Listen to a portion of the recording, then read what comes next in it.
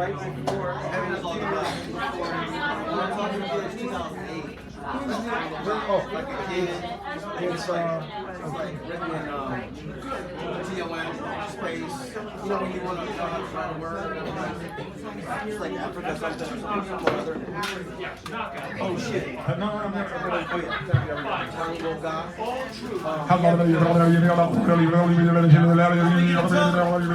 American. Ladies and gentlemen, we're back. And my brother Rebus Canibus will do the jumping tomorrow, weather and authorities permitting. I smell breakfast. Those are some random lines from a comedy album I don't remember the name of it. But we have Tony Alderano coming up here in a moment, kicking us off into the second half. He is the last word. He begins the second half, ends the second half. And in between we got a sandwich, as my mom used to say. There's just about everything on it. So, I'm going to leave this mic, and Tony's going to come up here, and he shall be talking to you. I can read his palm, but it's his room to read. I must stop speaking Russian right now. Give him a round of applause. He comes up here, ladies and gentlemen. I thought that was Italian. I do that. Already? Yeah, well, you're... Yeah, of course, here we go. Schon Zeit zu vergessen. Here we German go. for already. I'm just going to keep bitching.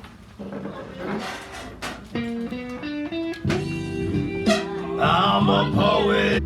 I said I'm a poet. I'm a poet on the run.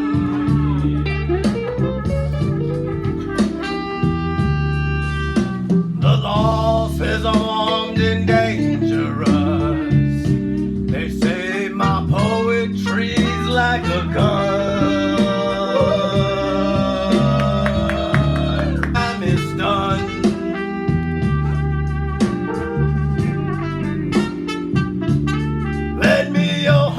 Your time, your tears,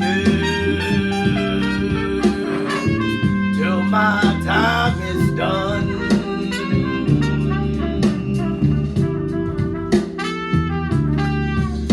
Cause I'm just a lonely poet, a lonely poet on the run.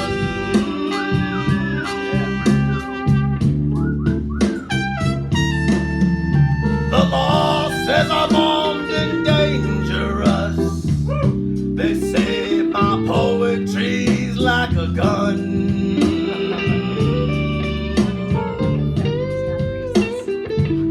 I said the law says I'm armed and dangerous. They say my poetry's like a gun.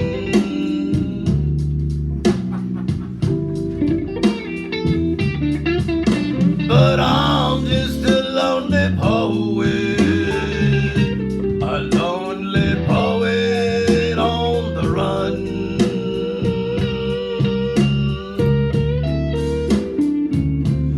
Lend me your heart, your time, your tears, till my time is done. Sacred grounds, lend me your heart, your time, your tears, till my time is done.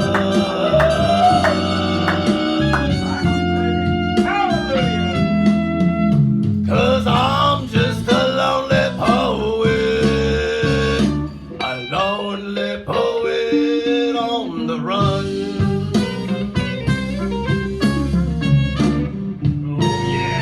Good night, everybody.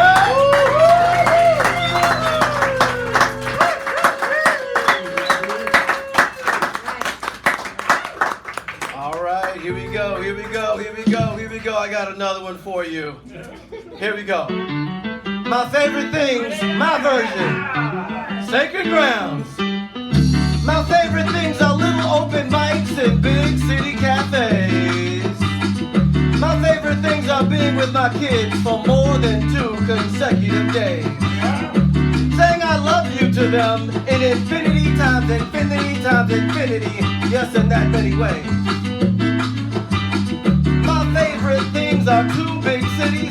opposite coast that to this day have me torn. One's the place where I stay, the city by the bay. The other's the Big Apple where I was born. New York City, I love you, but I'm still waiting for you to love me.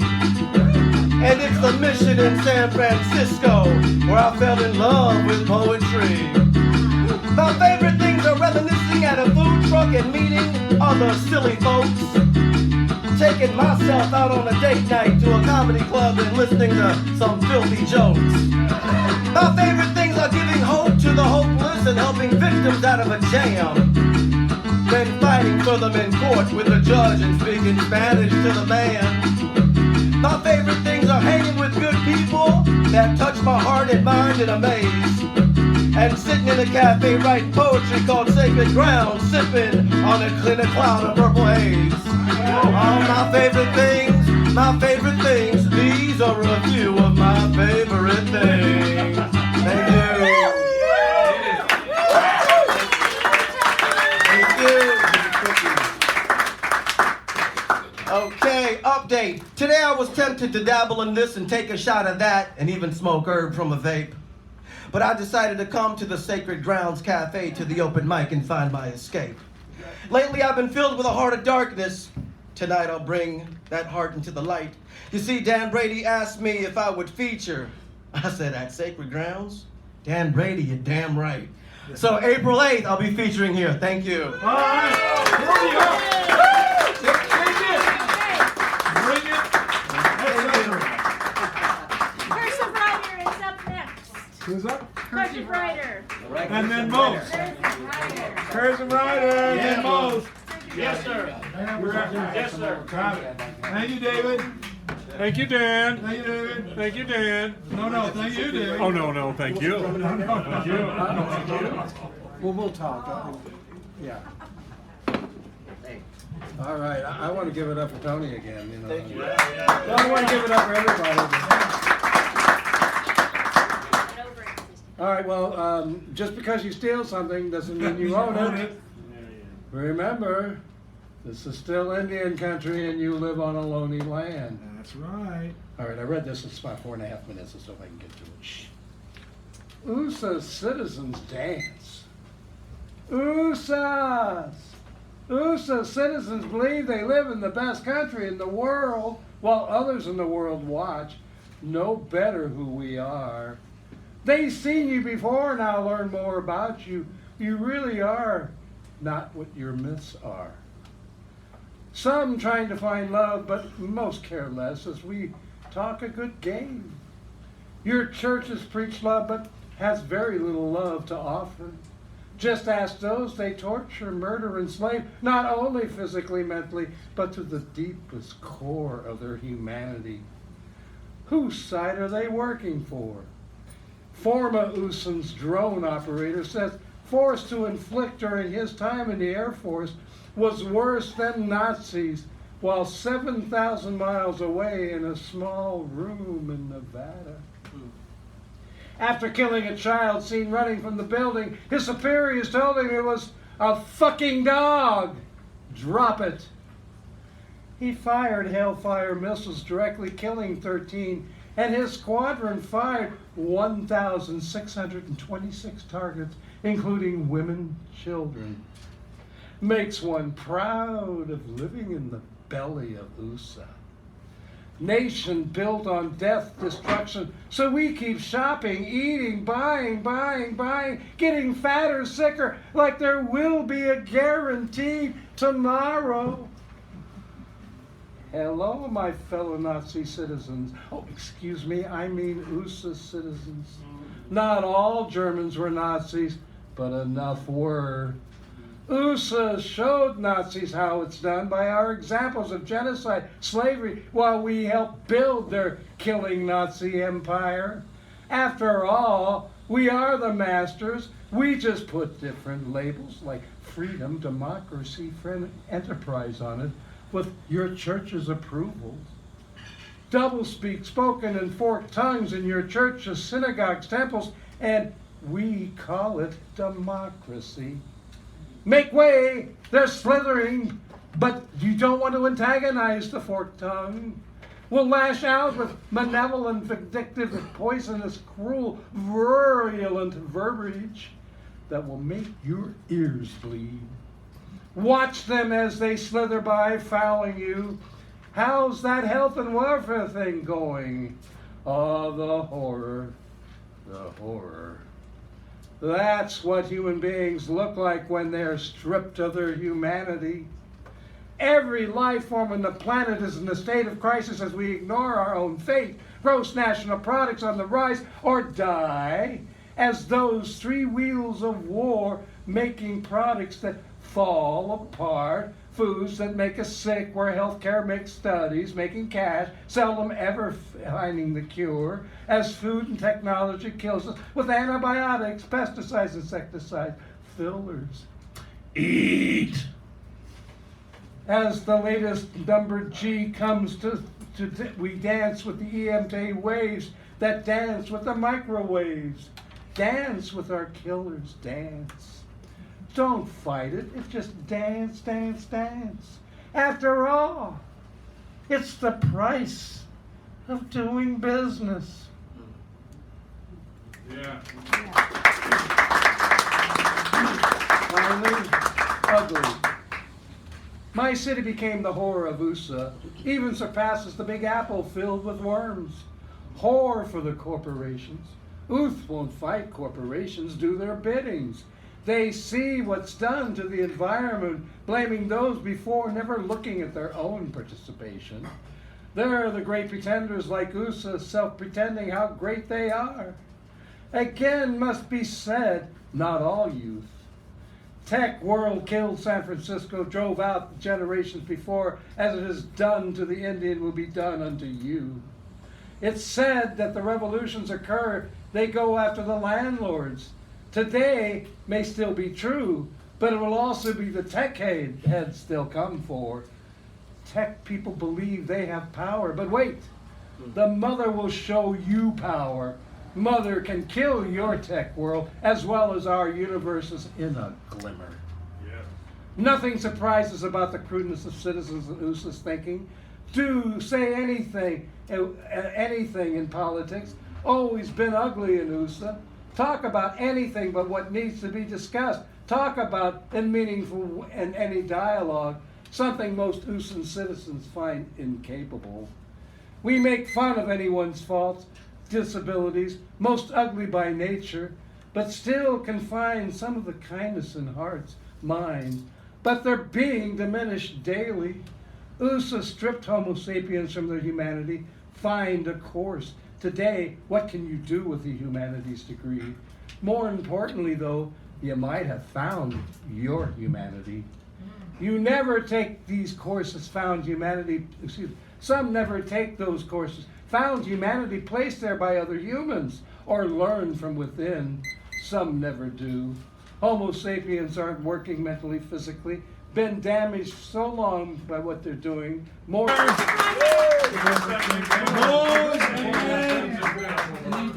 Mose and then Buford. Timelessness of time. Yes, I get it. All right.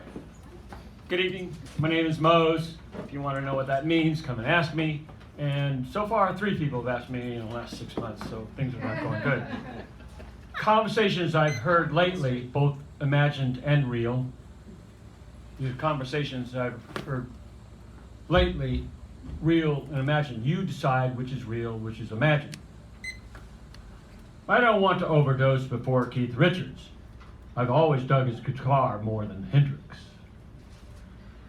Imagine me getting a gun in my head. Imagine me with a gun in my hand, and I say to you, I can handle rejection. Can you?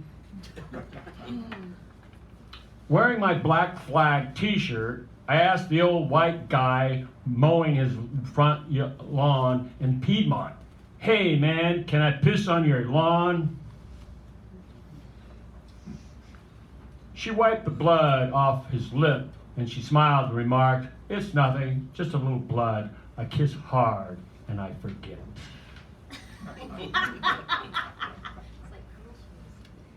She has a bullet hole in her brain, and her last words are, halfway through my chores and just got my nails done, and he had to ruin my day. His self-esteem needed some lifting, so he pulls out a Glock and says, "How do I look now?" The bartender looked over the counter and says to the drunk on the floor, "Do what I have you to do, but you still owe me 20. Overheard on the Judah. Honestly, I have no idea how that lipstick got on my condom.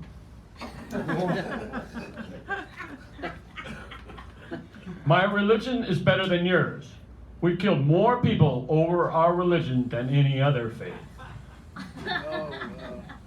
Take that to the bank. You're listening.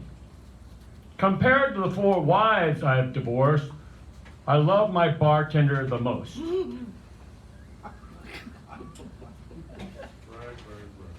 I am so fucked. Why should I even get up in the mornings? My cock is so small, I will never have a boyfriend or even a girlfriend. Something is very wrong. I'm not getting laid, and the Republicans are fucking everyone else. Did I tell you I had sex with my second wife last week? It was as bad as we were when we were married. I never learned. I watched Dancing to the Stars, and the show reminded me never to watch TV ever again.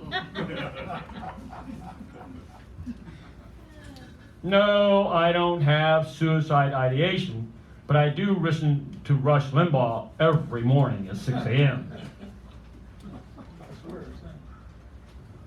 I think I saw a UFO, or maybe that was Trump flying around in the universe. I go to Costco just to admire the 20 pounds of Cornish pickles in a jar. I love that place. I hate Costco. These assholes make me buy 20 pounds of cream cheese. What the hell am I going to do with 20 pounds of cream cheese? I'm a virgin because I can't stand anything in my ass or my vagina if I had one. I did try to insert a banana, but it didn't go well. Whenever I think about sex, I can hear my mother saying, "Don't do that, you don't know where it's been."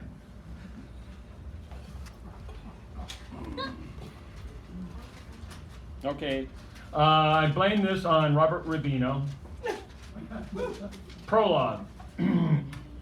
William Butler Yeats, that's 1754, 1838, pretty wise guy.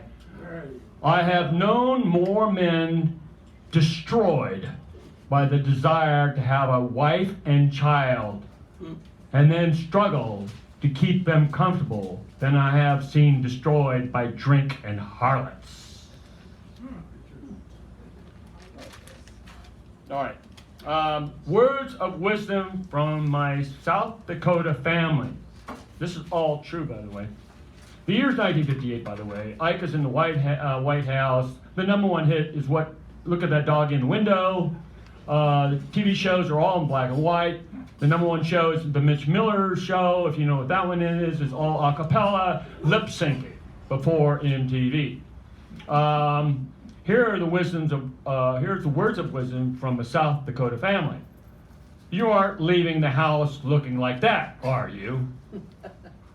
You call that a haircut? You call that a clean bedroom? Don't forget to wash behind the ears. I have no idea what that meant. Almost. Don't touch that. You don't know where it's been. You've heard that one before. Them commies are all liars. You can always trust a Republican. Did you wash your pee jar? Now that's a long story and I don't have time, but that's true. Did you wash your pee jar? And I go, yeah, Mom. Go ask your father. Go ask your mother. All right? Never do what I say and always do what I meant. Of course, I had no idea. This room is so small, you can't toss a cat without hitting the walls. Yeah! Well, you can. Buford button, and then back. Buford, then back, all right? Give the effort around when he comes up here. Come on, and then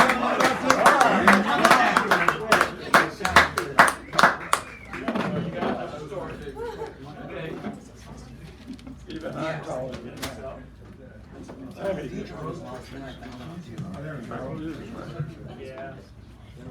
remember, we are professionals, don't There you go. I'll do it, thanks. We'll try that. This motto by Langston Hughes, one of the world's best poets, possibly the best ever. A motto: I play it cool and dig all jive. That's the reason I stay alive. My motto as I live and learn is to dig and be dug in return.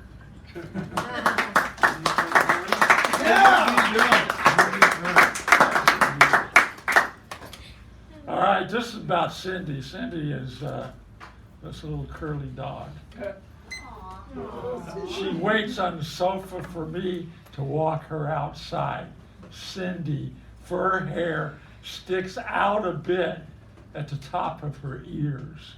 Cindy, the poodle doggy, waits for me to take her out into the Haight-Ashbury world. Light shining in the kitchen, refrigerator operation noise, tub bath in progress. Cindy licks her fur that moves close, then she moves close to me, her paws coming up onto my thigh. Hot tea will have to wait. Cindy wants to go outside. Priority.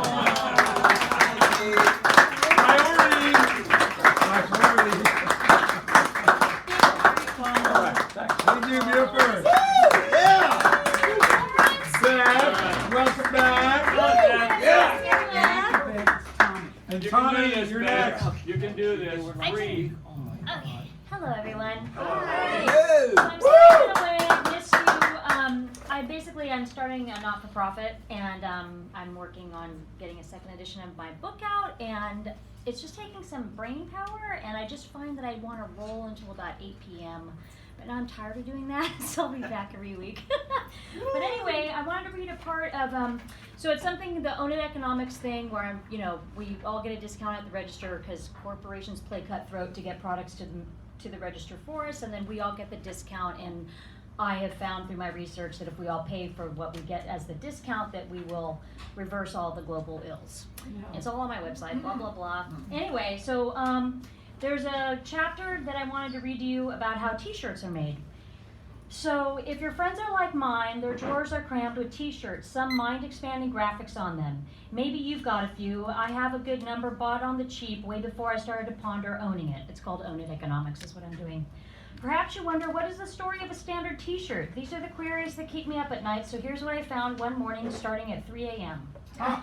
T-shirts manufacturing. The U.S. is the biggest consumer of t-shirts globally. If somebody wants to get in the business of producing t-shirts, the entry price is low for a full-blown manufacturing operation, $500,000.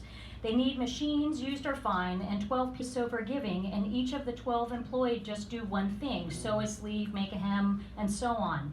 The assembly takes no time, plus because cotton is so cheap, the former farmers can still mess up a bit while they learn and not ruin the bottom line. Conventional cotton is cheap because it's picked by near slave labor or slave labor, including children.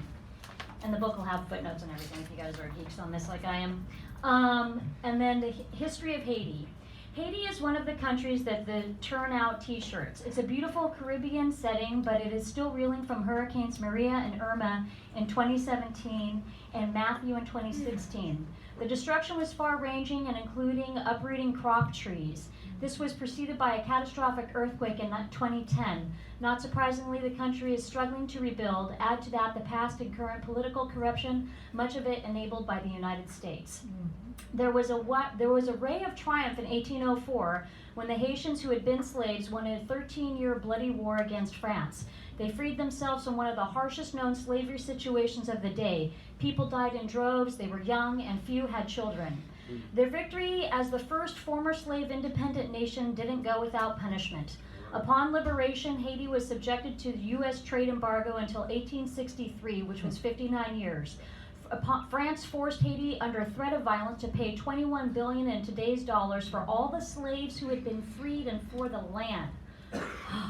France and the U.S. willingly loaned money to financially strapped Haiti as it struggled to pay off France, which finally happened in 1945.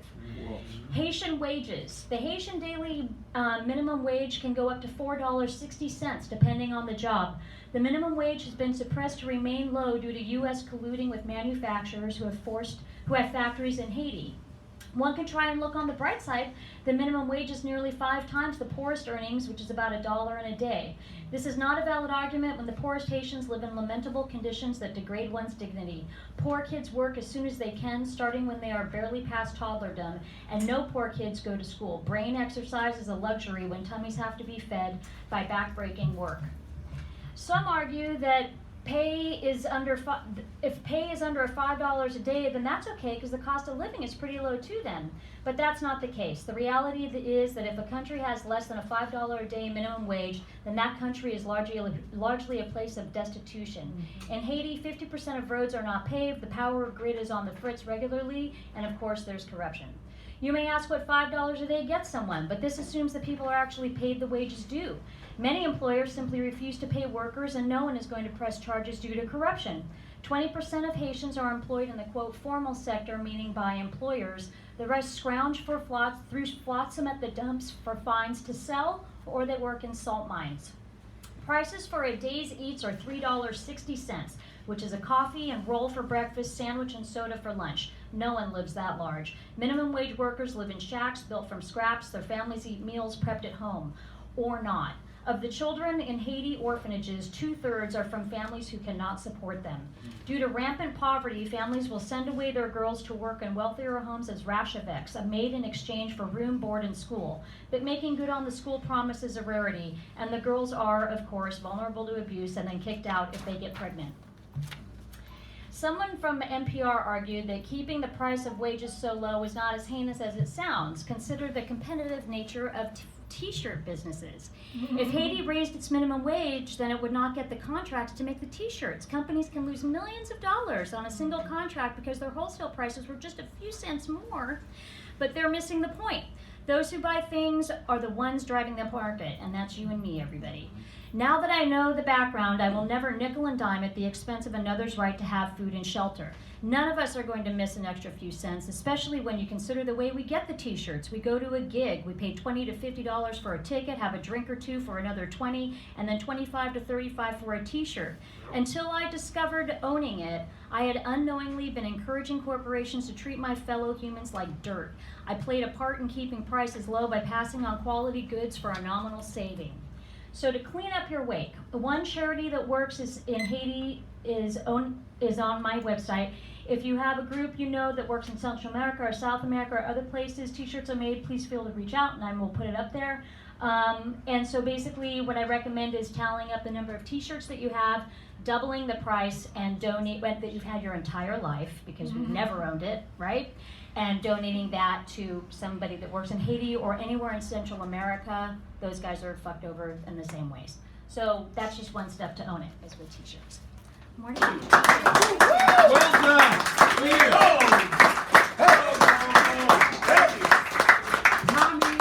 Tommy America and Rob with a W.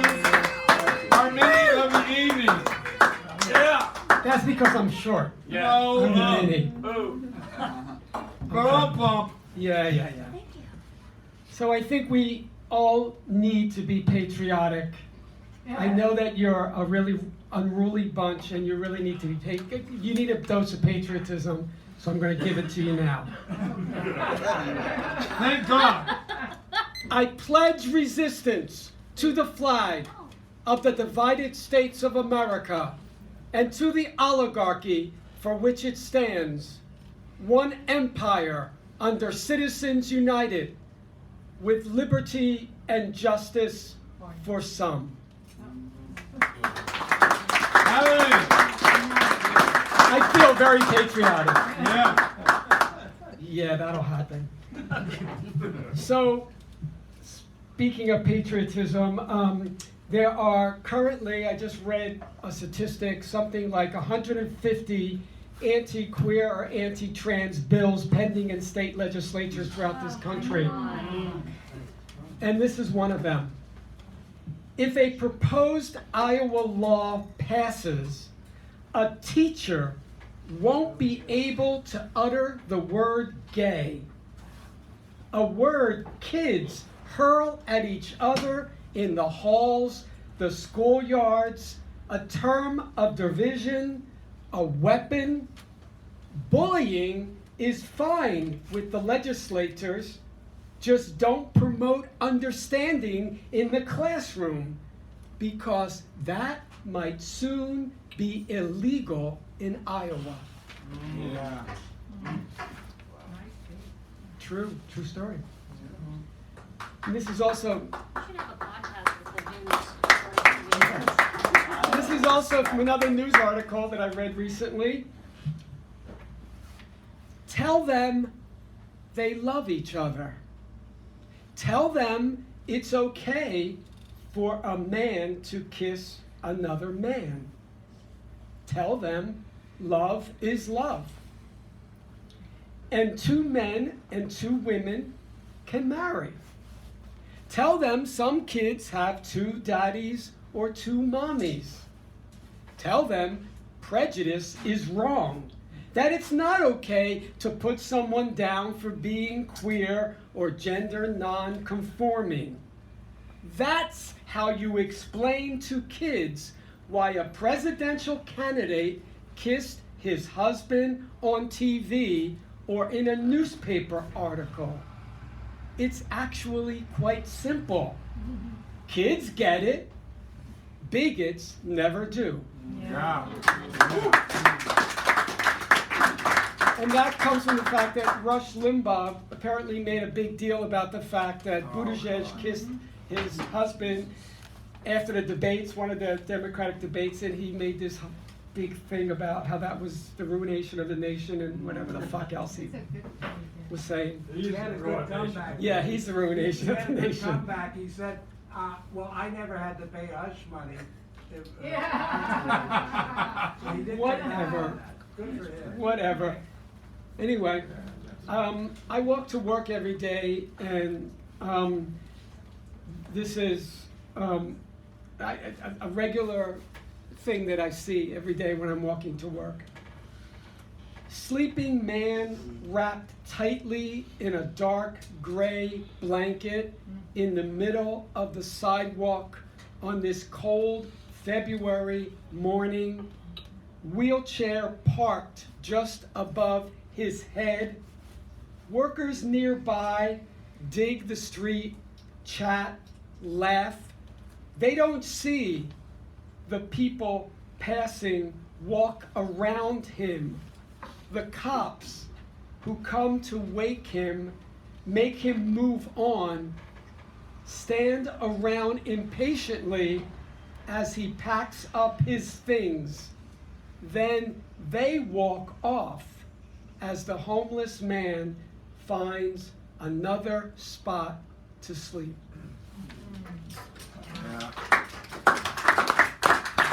The absolute idiocy and inhumanity of our city's homeless policies.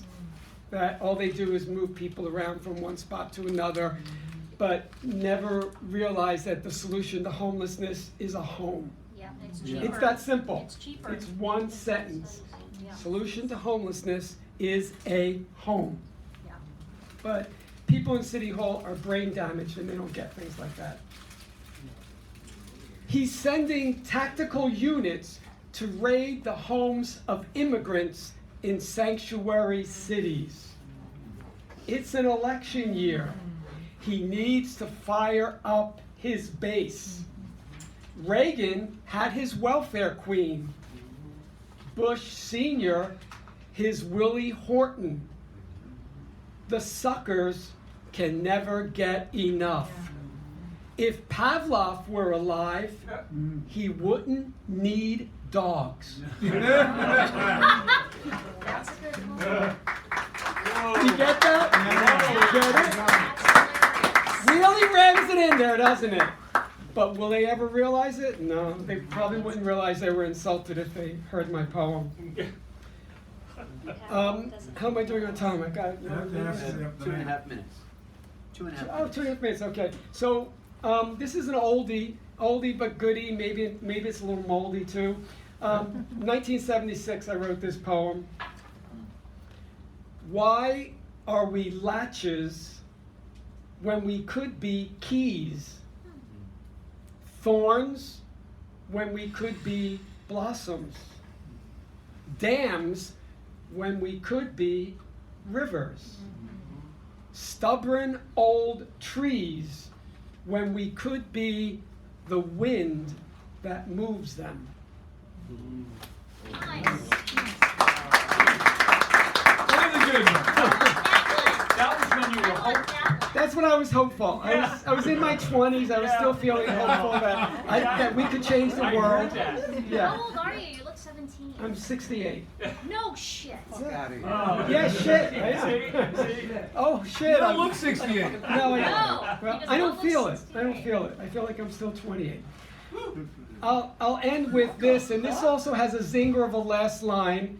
So you got to listen carefully to get this last line. Okay. This is going to be my finale, and this is also to the theme. You've fallen and you can't get up, America. You're lost and you can't be found. Lady Liberty's hitched a boat ride back to France. Lady Justice has walked off the job. The Constitution's been set on fire. The Senate has become a kangaroo court. All your allies laugh at you behind your back. Your children are disowning you. Your athletes take a knee. You're shoulder deep in quicksand. Pontius Pilate has already sentenced you. Your cross is in the White House. Thank you.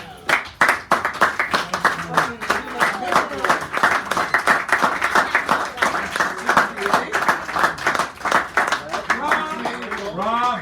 With a W. With the W. Rob W. W. Rob. And then who's next? Hal. And then Hal.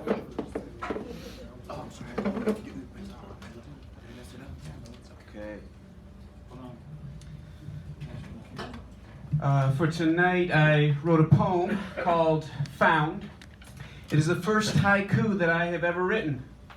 It's about a mad scientist who shrinks an archipelago of 273 islands and imbues them with sentience. And they attach themselves to J.J. Abrams' head, and they fly him to Pluto to administer grief counseling. Wow. Unfortunately, I accidentally deleted the haiku, so I'm gonna have to do a song for you. What a setup. It was us.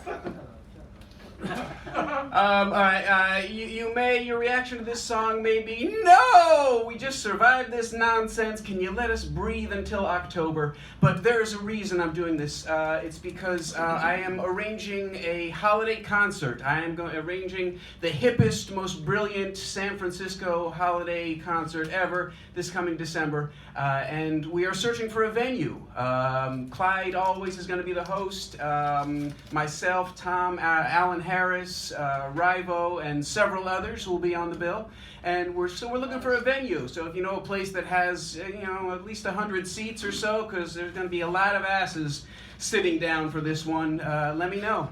So here you go. This is one of two songs that I have written for the concert. This is called Merry Christmas. The First Festivus Miracle. Oh. Don't think kill, the universal soldier drill. Protect your brothers, murder those others before they get you. They ain't human, it's true. Let's sing a song for the first Festivus miracle. Let's sing a song for today. Let's sing a song for tomorrow. And show the children a better way. In 1914, the guns boomed away. On a wartime Christmas day, one German soldier lit a candle on a tree. One British soldier stood up where everyone could see. Guns were dropped, the shells stopped. Let's sing for the first Festivus miracle. Let's sing a song for today. Let's sing a song for tomorrow. And show the children a better way. Soldiers walked into no man's land, speaking foreign words with open hands. They brought food and chocolate, they broke out the booze and smokes. They traded hats and buttons, they swapped dirty jokes. They shared songs all day long. Let's sing for the first Festivus miracle. Let's sing a song for today. Let's sing a song for tomorrow. And show the children a better way. An English barber cut some German hair. An officer tried to stop it. The soldier said, don't you dare. Someone turned a big tin can into a soccer ball. They played the sweetest match they ever would recall. Which side won? It's just fun. British suffragettes exchanged peace letters with the women of Germany. Who here will write a peace letter to a terrorist across the sea? Let's sing for the first Festivus miracle. Let's sing a song for today. Let's sing a song for tomorrow. And show the children a better way. A better way. A better way.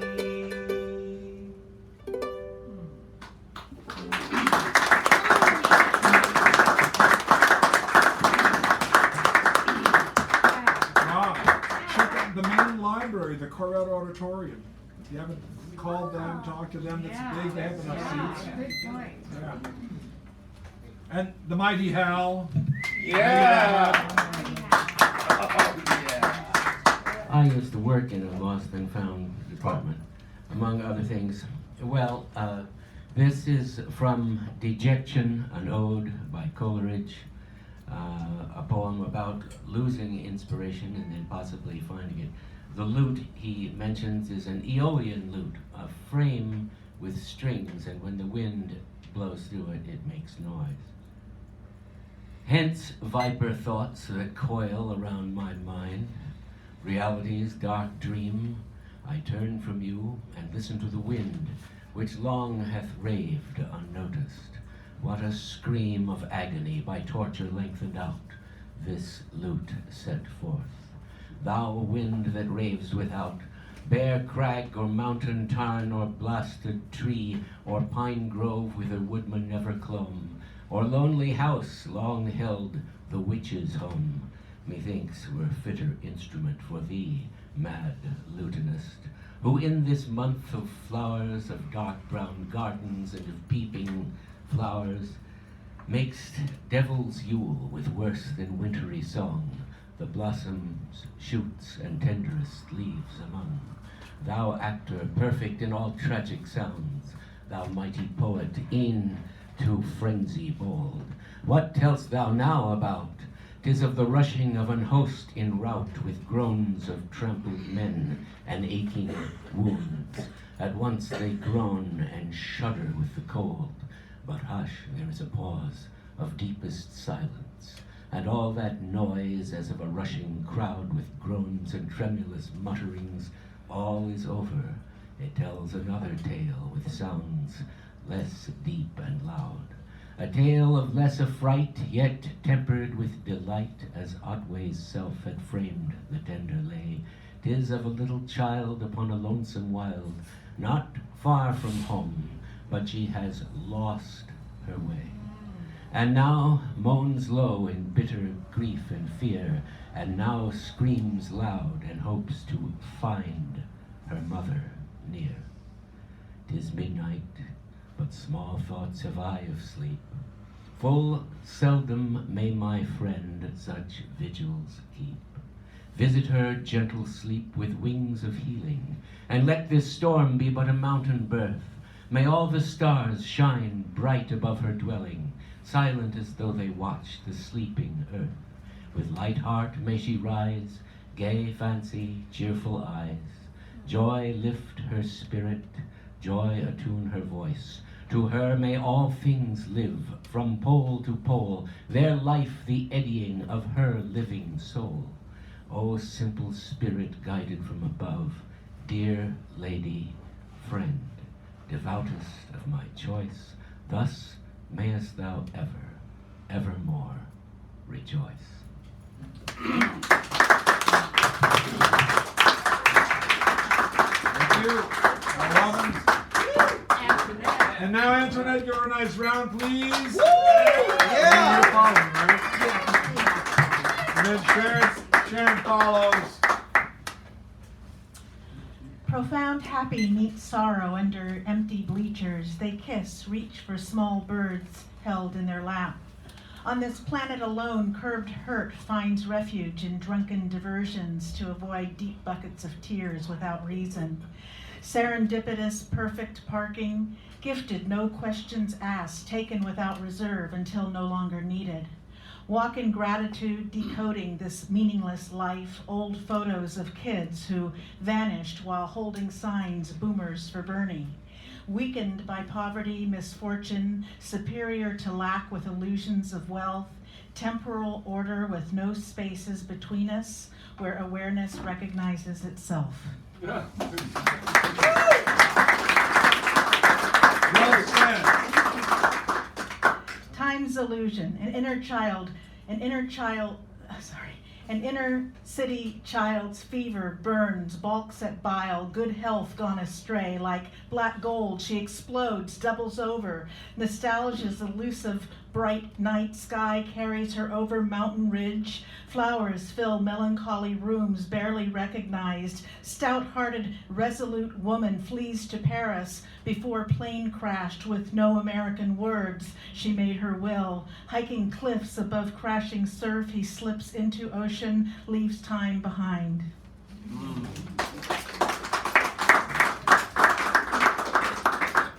Scar, cut, fracture, break, burn beneath a moonscape of injury. Roots live in muscle, artery, fascia, all that is not bone. Renders relaxation deeper than well's bottom.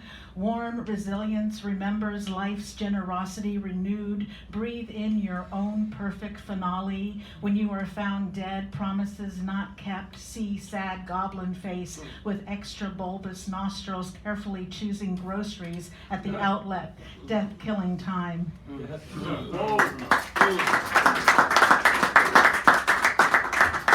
Incarceration for profit, big business rules. Soon every person living will be cramped,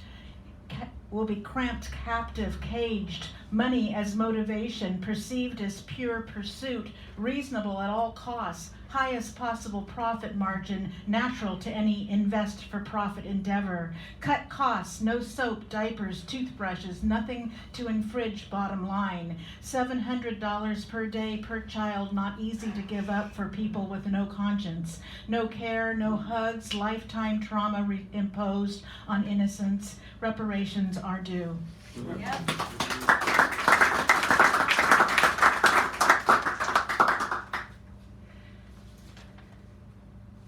I think that might be it. Oh, I got one more that I want to read. All right. Okay. Rahu and Ketu dance with shadow planets relative to space-time. Chandra's blue love song surrenders to nodes of moon, challenging human energy. Shadows curve like serpents slithering over rain-soaked potholes, while universal black holes contain our best bodies, trust, tolerance, generosity of spirit. Most faithful, open-minded creatures look inwards, chakras, root to crown, where interior universe forms dauntless creativity. Awaken this day, sing, dance, draw, write, follow all previous humans with forced faint heart, stumbling solidarity in matters of the material world. Thank you. And now,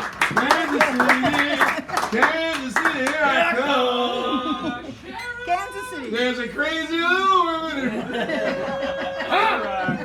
and she's gonna have some fun. All right. I was out of tune on that. A little bit. Yes, sir. Is that Terry Scott Trish? Woo! Sharon. And by the way, for many, many years, most of the baseballs were made in Haiti. Thank you. Right. Thank you. Thank you. It's the lowest standard of living on the planet. Yeah. And most illiterate. This is Toni Morrison. All right. How come it can't fly? No better than a chicken. Too much tail. All that jewelry weighs it down. Like vanity. Want to fly? You got to give up some of that shit that weighs you down. Yes, all right, Did she actually say that? I said Kansas City. Yeah, baby. Yeah. And this one's called Rum Dum.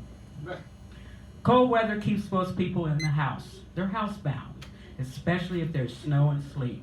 Women pull out recipes that are torn and stained on pieces of paper, cardboard cut out from years with directions from flower companies. Some have been used so many times the Scotch tape holding it together is brittle and brown. Pies, fudge, this is good. This will require a special trip to the grocery store. Butter, lots of butter. Vanilla, chocolate, sugar, K-roll syrup, the light K-roll syrup, powder, and really new because it won't rise. Bad baking powder, bad yeast, you got to flop. Wax paper, oh yeah, we got lots of wax paper. Proper pans are pulled from top shelves and pantries. Some of these pans tell stories that have been around so long. The bowls have their own history, the family folklore. Women can tell you how a certain dent or a certain crack was put in an item. And they cherish those stories. They pass them on. Okay, if you want a cake, pie, cookies, pudding, you got to deliver it to the house. Well, you got your special dish. And each dish has its own pan and plate and tray. And do not forget to return it. If you don't return it, might be some hard feelings. But a comparable dish should be put in it when you return it. Never return an empty dish. That's the rule. And the girls know the rule. Well, it's time, it's cold, it's wet, it's snowing, and the women have to spend time exchanging recipes and baking together. They really encourage each other, and they encourage the children to help them. You want cookies, candies, fudge, and toffee? Get your nasty little hands in here, wash them, and help me. Some men have special things they make, like hearty bread, buns, and fruitcakes.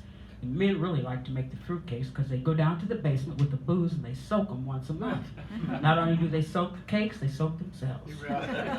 Okay. So then, now, what's going on? Now let's have a bake sale. It'll benefit the church and the children's Sunday school. Well,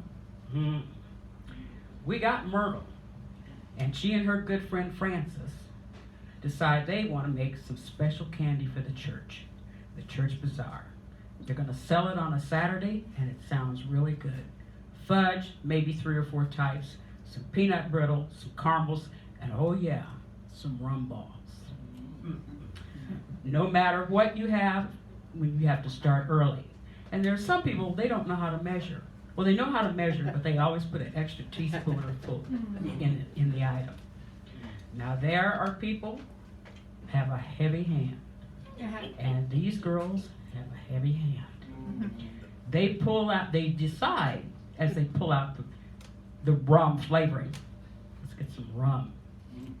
So they send their husbands to the store, they drop the rum off, and the girls begin. Well, this is a lot of candy to make, so let's get the little kids in here. Well, we all know everybody that walks by a pot adds their little bit. And that's everything from the beans and cornbread to the rum balls. So this is going to take days. Pull it together. They start with the candy first because you want it to set. Well, the hint of rum flavoring, need a little more. Everybody walking by, need a little more. True flavor. Okay, well, let's get it all boxed up, get our wax paper together, get it all ready to go. And here we go. These rum balls, boy, when you open that lid, there is some kind of smell. So they set up the sale, and of course, the preacher has to be the first person to taste the rum balls. Well, he likes sweets. He likes sweets so much that his little fat wife he calls Sweetie. And he is really loving these rum balls. And the men are going by, and they start to buy boxes of them. The kids are eating rum balls, and the little dog, Tippy, is eating rum balls. Okay, time to go. Rum balls are sold out. Tippy's laying under the table, snoring. Sunday, everybody's kind of quiet in church. It's kind of a dry sermon. Okay? Rummy, rummy.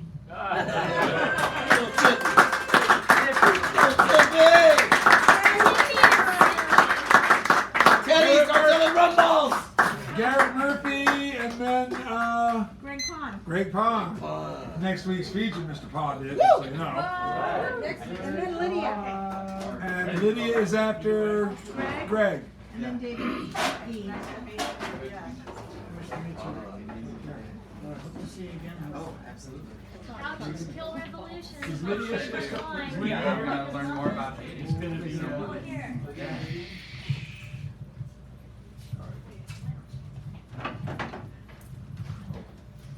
Oh, yeah, right. Tall man.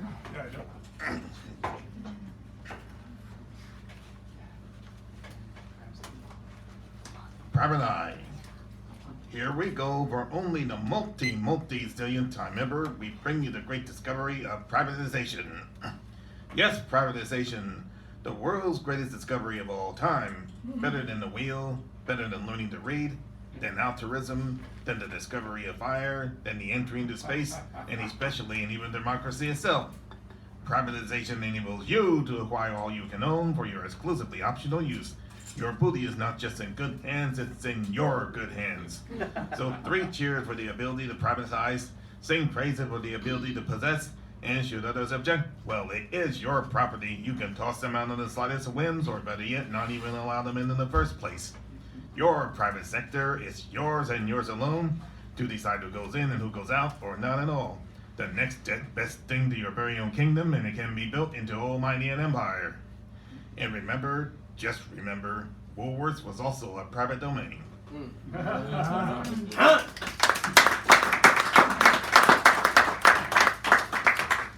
Tough on tough. Oh, yeah. Well, it's tough. That's just tough, tough, tough. Folks just love the word tough. Tough here, tough there, tough everywhere. Tough cops, tough love, tough teachers, tough standards, tough talk, tough this, tough that. Too tough. Too much tough, tough, tough. Everyone loves toughness, it seems, and no wonder. Tough is tyrant, is terrorist, is torture, is traumatized. Tyrannosaurus Rex, the tyrant lizard, terrorize and torture other dinosaurs. Tyrants terrorize the people of their victims and expect everyone to love them for it. Tough talk, intimidation and bullying of others. Tough standards, tyrannizing students, children, employees, subordinates. Tough cops, taunt and torture and traumatize those not like them. Tough colors, tough creeds, religion, sexual orientation, and more. And all expect the recipients to say thank you. And then when the recipients do not say thank you, and they do not love their oppressors, their masters, their superiors, their bosses, disgruntled employees strike out, suppressed students, vandal graffiti drop out, folks don't know how to pick your substance, Crime, poverty, desperation, meanness, cynicism, fatalism that terrorize, lash out, and uprise with disrespect plus hatred for authority. But of course, rather than check their own couple of methods for the exalted taskmaster, our tough guys, tough officers call for tougher regulations, tougher laws, tougher judges, tougher penalties, tougher scrutiny. And still, here we are in our modern dinosaur age, where there is.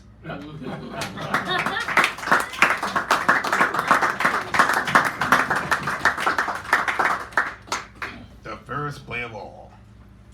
Every now and then you may hear this line that life is not fair. Maybe it isn't, maybe it never will be, for they say life is not fair, so get used to it. Well, there are subjugation from whence terminal crippling diseases and all other forms of oppression and suffering.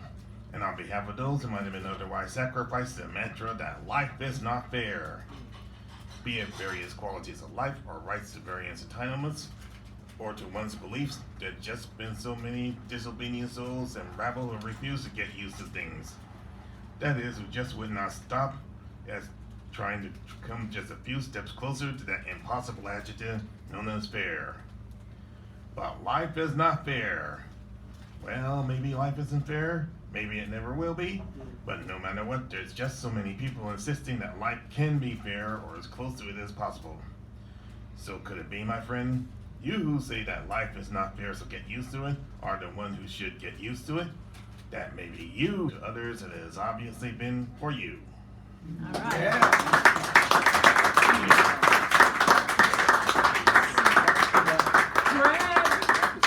Greg Pond. Gregus Pondus Maximus. Mighty Greg Pond. Put the back position.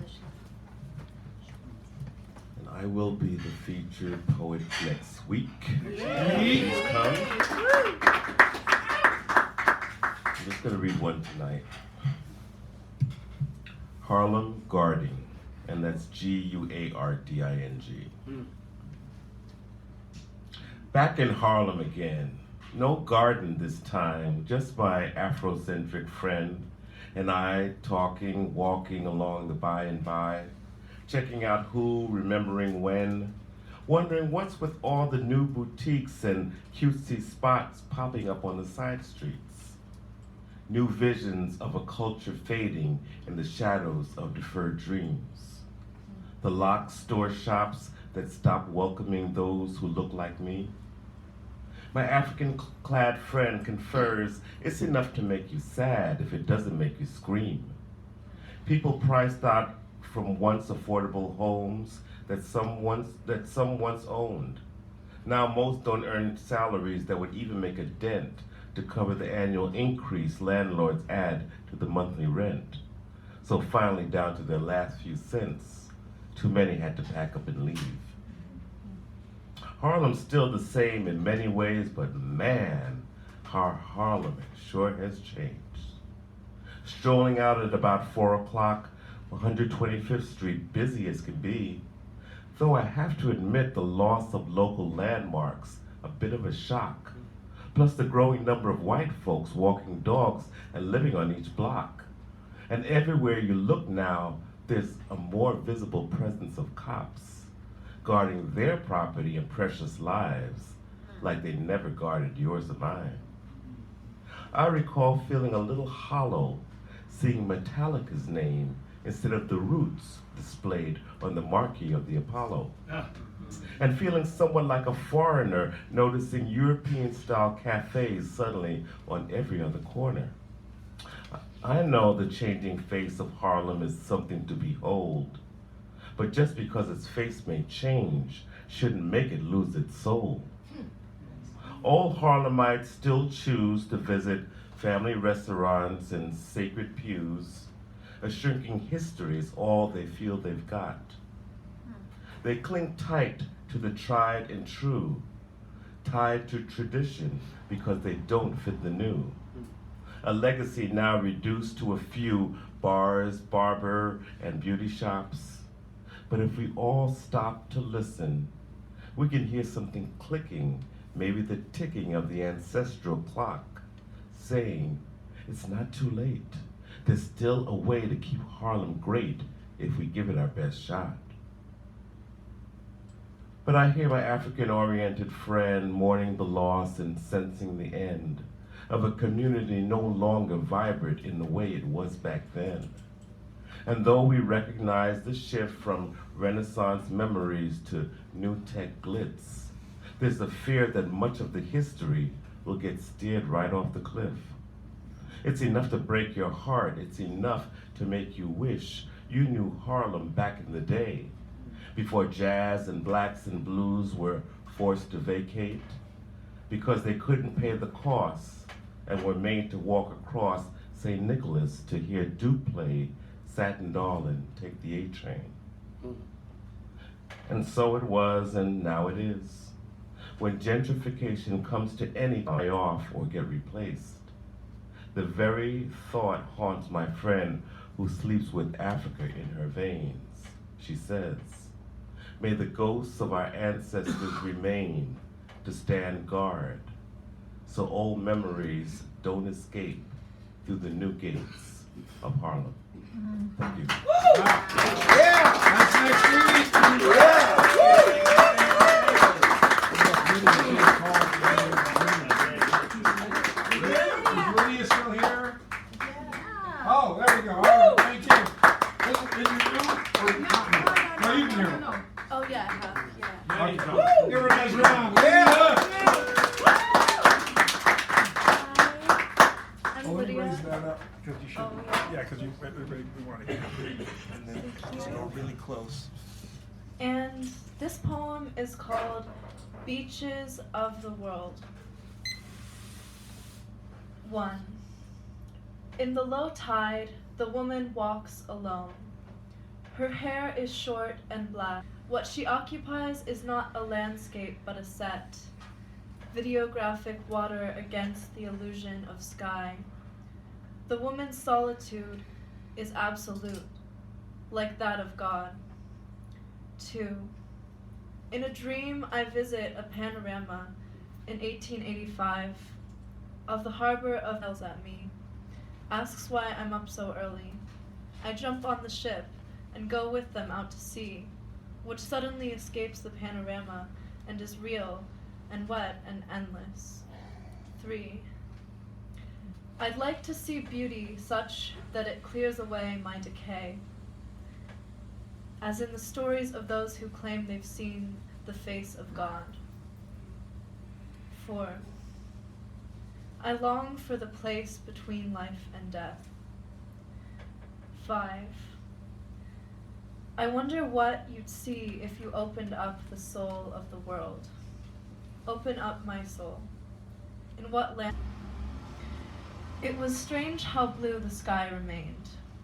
I don't know what kept it the color of the afternoon, long after the sun had set. It reminded me of the sky on our last morning, when in the hour of night's end and day's beginning, we sat on the bridge under a sky saturated with excess blue. I'm surrounded always by memory. Often I feel I'm on a train in the busiest part of the day, claustrophobic in the crowd of memories pressed against me. I can't even lift my arms. I'm immobilized by memory. Anyway, I don't mean to say that it wasn't really dark when I took the bus home that evening. It was as dark as the deepest of night, but the darkness didn't descend from the sky. Night was something the trees possessed, not a reaction to movement around a distant star. The bus moving me slowly toward home was itself night, and I as well.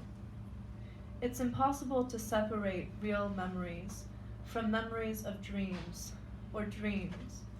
Were you ever real, physical, human? It's impossible to imagine you so, now that you're less than dream. On the bridge that morning, when you kissed me, it reminded me of death, as so much does these days. Though you swore it wasn't an ending, I knew it was. It was the only time I remember us being out together before dark.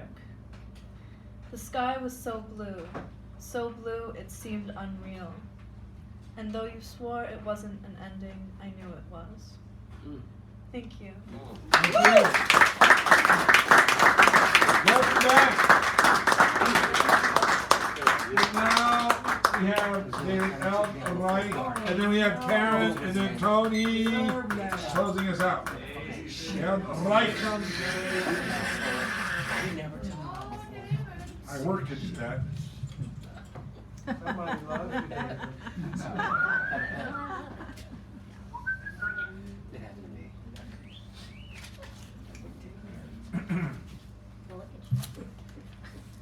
I've been working physical labor for the last 3 days, so I'm just pretty much old shit, old stuff, which I don't usually do, but it's called Mist on the Wind, and feel free to join in on the chorus if you like.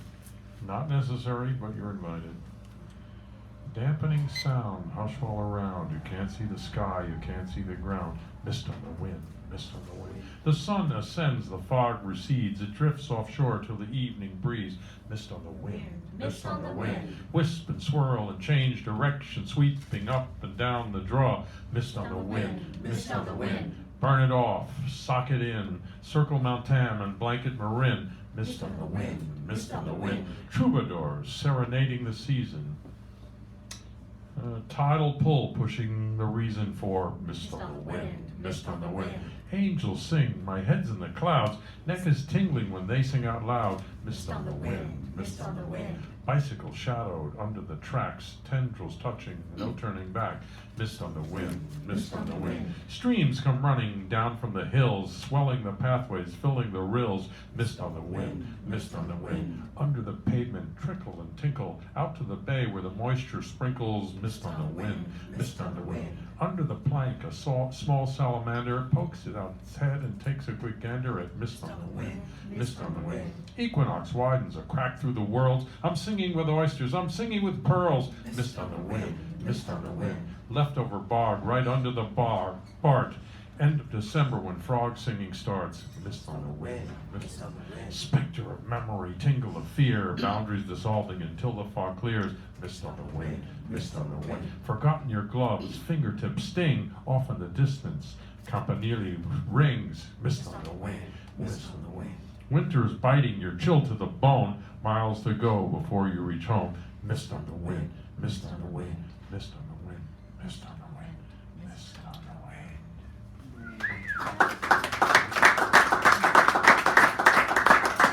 I missed what he said. When you step in, this is called shimmer.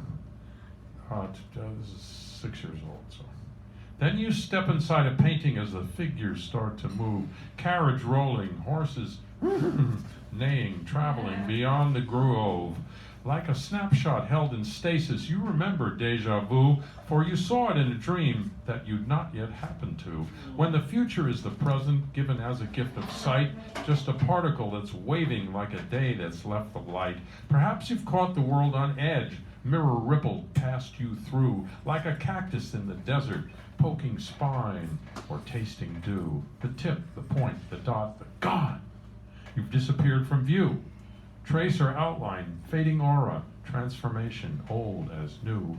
Mark the passage, drop the breadcrumbs, seek the path, or sing the blues. Find the way, set the signpost for the progeny behind you.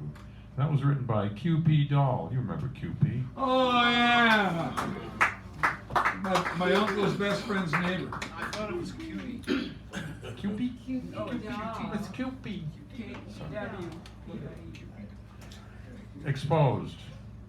4 years old. This is true. And this was written by Anne Emily. You were Anne. Oh, yeah. Anne Emily. I know a secret beach where agates clamber within reach. Winter storms rile underneath, expose the facings that we seek. Rock strata tortured, turned on edge. Tides recede, reveal pool beds with starfish and anemone. Stones touch air and air tastes sea. Route 1, short distance, where to park? No chain or sign is there to mark. Just south of Pescadero's light. You must remember or you might miss it.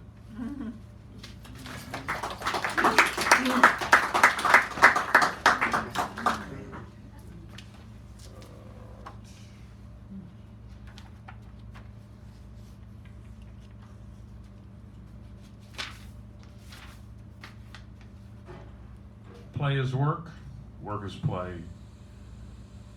Open meaning, hidden away. Scale before my eyes stays peeling. Rind, husk, epidermis, feel a layer thin as any blade. Forest rooted on parade. To touch the lark, to hear the spark.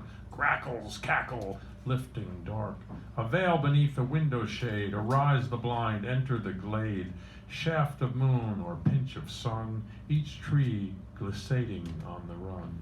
If wind is cloud and cloud is a wisp, I taste your tongue and kiss your lisp. Heel, steel, the common wheel was that one.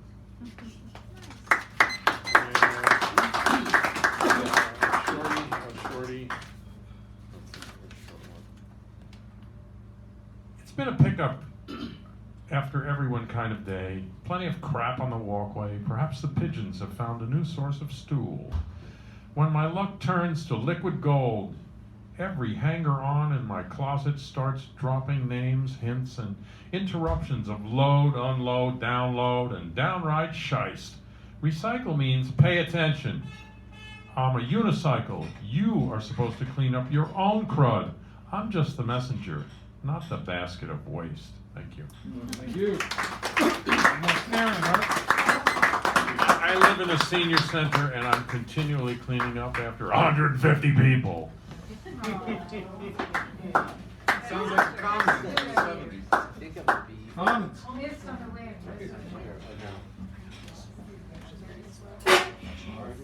And then you after her. Today, I went on the bus to Sacramento to scream at for Newsom's State of the State. I didn't get, you never get into that, but we were outside telling him to take care of fossil fuels. So, yeah, anybody else go? No. I want to read something from Sarah Menefee's absolutely lovely book called Cement. Her cardboard poetry is really iconic. This is called Each Tent. Closer. What? Closer to the mic. Yeah, Closer to okay. the I mic. can also just talk louder too. Yes, that's true. Each tent, a whole world, was me. In the small sundown rain, each tent, under its cream-colored tarp, an infinite brain. Each in conversation with the other was my second tent dream. So this is just a wonderful book if you have a chance to get it. Sarah Menefee. She's doing a couple readings on it, or has been doing a couple readings recently. Okay, this is from my book, Refugees and Other Poems. Stars blink. Stars blink through a dark curtain, suggesting dreams, walking softly through city streets, curling in doorways, blanketing homeless with hope. Sparkling stardust brushes huddled forms like cat's tails, turning again and again in swirling softness. Dreams disappear back into black, becoming stars, blinking through night's curtain.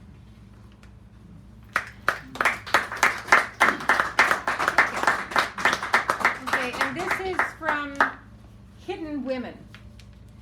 And this is a book that I wrote where I picked out women that you've never heard of for the most part. Some of them you may have heard of as sort of adjuncts of someone in their family who is famous. But this one, probably not heard of. Sofia Kovalevskaya. Ever heard of her? Okay, guys. Second child of German immigrants, viewed as a baby, mathematical lecture notes from a colleague of her father. Pasted on her nursery wall as wallpaper. Went to elementary school, but was not allowed to take higher classes in mathematics as a girl. But showed her theories to a private tutor her parents engaged. Unable to attend university in Russia as a girl, nor to leave the country without permission of a husband, she entered a fake marriage with Vladimir Kovalevskaya, himself a writer and translator who had translated Darwin into Russian. After a brief stay in Vienna, they moved to Heidelberg. There, too, she was unable to study as a woman. yet audited courses in physics and mathematics, visited London with Vladimir, her fictitious husband, discussing there the Euler equation. Revolutions, and this is the important part, she's really interesting, the rounding of things, like gyroscopes and talks. Okay, revolutions of irregular objects intrigued her. Moved to Berlin, visited Paris, helped her sister with disadvantaged children in a Paris commune led by radicals. Returned to Berlin to study with Weierstrass, since she was banned from classes as a woman. Excused from oral examinations closed to her as a female, yet received a doctorate cum laude, based on her dissertation on the movements of a top. Analyzed through differential equations, later named the Cauchy-Kovalevskaya theorem. She was the first woman to receive a doctorate in Europe.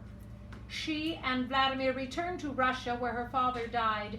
They entered a real marriage, giving birth to a daughter, Fufa, whom Sophia raised devotedly for 2 years, then gave up to be raised by relatives and friends due to the lack of stability in her marriage. Vladimir committed suicide.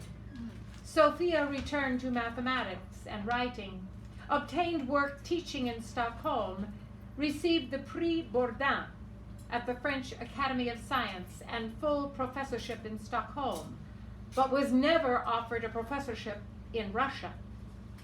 Sophia fell in love with Maxime, a distant relative of her late husband, returned from travels with him to Nice. She died shortly after of influenza and was buried in Sweden. The great memory to live after her is a theoretical description of the movements of a top. That's probably enough, yeah? I always have too much. You're last. And this is for the credits of the poet you read, Sarah Menifee, in the name of the home. Oh, Sarah. Okay. Yeah. And then wasn't something else you did for somebody else? Everything. Okay, but then the Sarah Menifee. I don't know how to spell it. Yes. It's late, I'll just read one. I am. And he's got a pee. Tommy! Bay Area! You motherfucker. After I fell in love with San Francisco, you priced me out. Yeah. For those out of town folks that don't know what the term being priced out means, well, it means that the rent was raised so high that the tenant can no longer afford it and is forced to move. Forced to move. And yes, I left my heart in San Francisco like the other Tony sings. But this Tony says it angrily and with great regret. I left my heart in San Francisco, and I hate getting priced out of cities I've hopelessly fallen in love with. So I'm trying not to fall in love with Vallejo. See, I moved to Vallejo after getting priced out of Oakland. And I moved to Oakland after getting priced out of San Leandro. And San Leandro after getting priced out of Hayward. When I was originally priced out of San Francisco. Yeah. And I'm sick and tired of renting the same damn truck over and over again. You know the one that says U-Haul on it? Oh, I'm getting the message, Bay Area. You haul yourself out of the city, Tony, then haul your family away. Haul everyone further and further away, Tony, till they're all out of the bay. You want me to haul myself, my ass from city to city till I'm out of the bay. Bay Area, you motherfucker. I'm going to haul myself to City Hall with family and friends and something to say. With the power of all, we'll change the law when it's gonna be a brand new day. Change is gonna come, Bay Area. Oh, change is gonna come. As of now, though I'm trying not to fall in love with the little bitty city by the water, I just can't help it. She's been so good to me. Vallejo, I think I love you.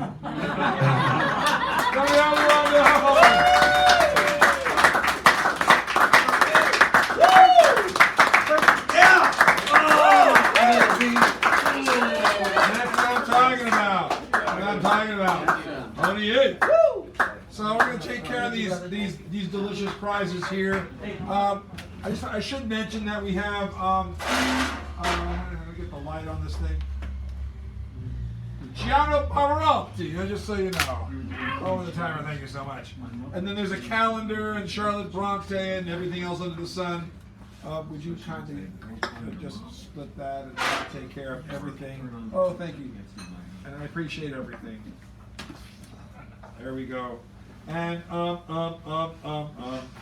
number 19. We begin with 19. Number 19 is rock. The theme is bad poetry. What? Bad poetry. Bad poetry. Where are you going to find any of that? that? You won't find it around here, I'm afraid.